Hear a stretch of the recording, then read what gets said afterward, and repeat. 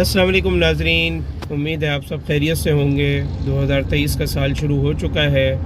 ہم امید کرتے ہیں اللہ تعالیٰ سے کہ اس سال کو ہمارے حق میں بہت اچھا فرمائے اور ہمارے ملک سے لاقانونیت اور بے روزگاری کا خاتمہ فرمائے، یہاں کے رہنے والوں کو امن نصیب فرمائے اور امت مسلمہ جو کہ اجتماعی مسائل کے اندر گری ہوئی ہے، اللہ رب العزت ان کو بھی اس سے نکلنے کی کوئی سبیل عطا فرمائے اور وہ بھی ان مصائب سے نکلیں اور وہ بھی اپنا ایک کردار ادا کرنے والے بنیں۔ اب بات یہ ہے کہ آپ کو پتہ ہے کہ مختلف قسم کی باتیں ہوتی رہتی ہیں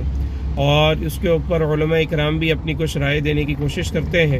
تو آپ نے دیکھا ہوگا کہ آڈیو لیکس کا سلسلہ جاری ہے اور اسی آڈیو لیکس کے سلسلے میں پہلے مسلم لیگ نون کے کچھ لیڈروں کی اور ان کے کچھ رہنماؤں کی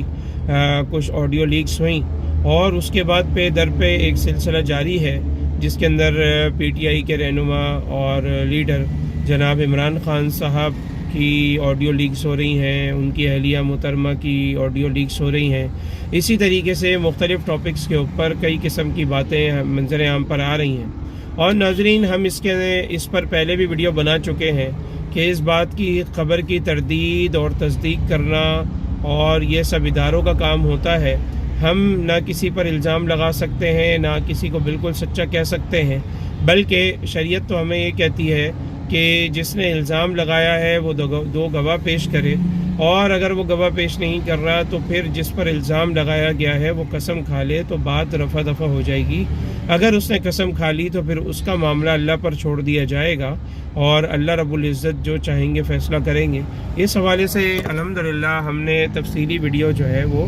بنائی ہے اور آپ سب نے بھی دیکھا ہوگا، جو عمران خان آڈیو لیکس کے نام سے ہمارے پیج کے اوپر بھی موجود ہے۔ الحمدللہ ثم الحمدللہ بہت سارے لوگوں نے اس کو دیکھا بھی اور ہمیں ان باکس میں آ کے بتایا بھی کہ یہ ویڈیو بہت اچھی بنائی ہے اور آپ نے بڑی اچھی رہنمائی کی ہے۔ اب بات یہ ہے کہ ملک کی ایک نامور ترین شخصیت مبلغ اسلام جو کہ کسی تعارف کے محتاج نہیں ہے، مولانا طارق جمیل صاحب، یہ اول دن سے ہم نے دیکھا کہ جناب عمران خان صاحب کی تعریف کر رہے ہیں اور ان کو سراہ رہے ہیں اور ان کی تائید کرتے ہوئے مختلف قسم کے پلیٹ فارمز پر نظر آ رہے ہیں۔ اب معاملہ یہ ہے کہ جب سے یہ سلسلہ ہوا ہے اور یہ آڈیو لیکس آئی ہیں تو اس حوالے سے ایک بہت بڑی خبر جو ہے وہ گردش کر رہی ہے اور یہ ایک سوشل میڈیا ایکٹیوسٹ ہیں، انہوں نے یہ خبر لیک کی ہے اور ان کے مطابق کہ اس وقت مولانا طارق جمیل صاحب کی جناب عمران خان صاحب سے بات ہوئی ہے، لیکن چونکہ عمران خان صاحب جو ہیں وہ پہلے سے ہی بہت زیادہ فیڈ اپ ہوئے ہیں اور بہت زیادہ ڈسٹرب ہیں ان سب چیزوں کو لے کر، تو انہوں نے بجائے اس کے کہ کوئی اپریشیٹ کیا ہو، اس بات کو سراہا ہو، بلکہ الٹا جو ہے وہ غصہ کیا ہے اور ناراضگی کا اظہار کیا ہے۔ خبر یہ ہے کہ مولانا طارق جمیل صاحب نے عمران خان کو فون کیا اور ان کو کہا کہ آپ جو ہے وہ اللہ تعالیٰ کی پکڑ میں آ چکے ہیں اور آپ اللہ تعالیٰ سے توبہ طائب ہوں تاکہ آگے کی چیزیں آپ کے لیے مزید اچھی سے اچھی ہوتی چلی جائیں۔ اب اس میں خبر یہ ملی کہ بجائے اس کے کہ جناب عمران خان صاحب مولانا طارق جمیل صاحب کا شکریہ ادا کرتے، بلکہ الٹا انہوں نے ناراضگی کا اظہار کیا اور انہوں نے فون رکھ دیا، اور بعد میں انہوں نے اسد عمر صاحب کو بھی فون کیا اور انہوں نے کہا کہ بھائی مولانا طارق جمیل صاحب کو سمجھاؤ کہ یہ کس طریقے کی باتیں کر رہے ہیں، اور پھر جناب اسد عمر صاحب نے مولانا طارق جمیل صاحب کو فون کر کے کہا کہ مولانا آپ بھی تھوڑا سا خیال کیا کریں اور کوئی موقع محل بھی کوئی چیز ہوتی ہے، کون سی بات کس وقت کہنی ہے، آپ اس کا تھوڑا سا خیال کیا کریں۔ عمران خان صاحب پہلے ہی ان سب چیزوں کو لے کے بہت پریشان ہیں، اس وقت آپ کو ان کو یہ کہنا ہے کہ آپ اللہ تعالیٰ کی پکڑ میں آ چکے ہیں، یہ بات نامناسب ہے۔ اب اس بات کی تصدیق کیا ہے، اس بات کی تردید کیا ہے، کسی صاحب نے یہ جو ہے خبر جو ہے نا